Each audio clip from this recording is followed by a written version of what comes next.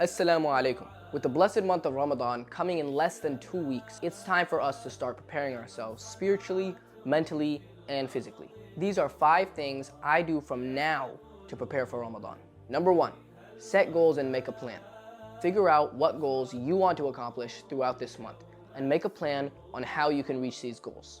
Figure out when you'll wake up, where you'll pray Taraweeh, and how to balance your ibadah with your school and work. But Ramadan is not only about personal growth, it's also about growing as a family and as a community. Look at what programs your community is offering and get involved in any way you can. Number 2, start fasting from now.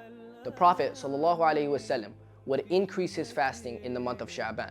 This is a great way to ease into fasting, as it can be hard the first couple days of Ramadan.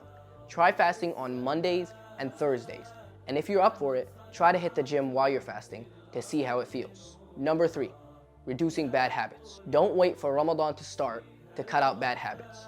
Whether it's listening to music, playing video games, or whatever else you may be struggling with, start limiting it more and more every day before eventually cutting it out entirely. This allows you to enter Ramadan in the best state that you can. Number 4, increasing good habits. In addition to cutting out the bad, it's also important to create new good habits. There are 2 ways I found very effective. Number 1 is choosing a new sunnah every day to apply to your life.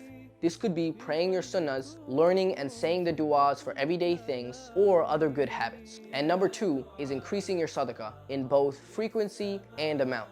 If you donated $20 one week, then up it to $40 the following week, and give that twice the third week, and so on.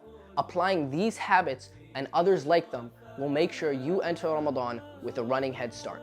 And speaking of head starts, we're at number 5, reading more Quran.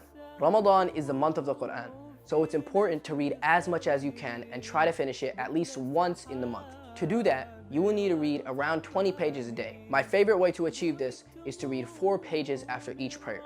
Start that now, and inshallah, it'll become a habit by the time Ramadan starts. Allahumma ballighna Ramadan. May Allah grant us the strength and guidance to make the most of this Ramadan, and may it be a month filled with blessings, forgiveness, and spiritual growth. Let me know in the comments some ways you prepare for Ramadan. Wassalamu alaikum wa rahmatullahi wa barakatuh.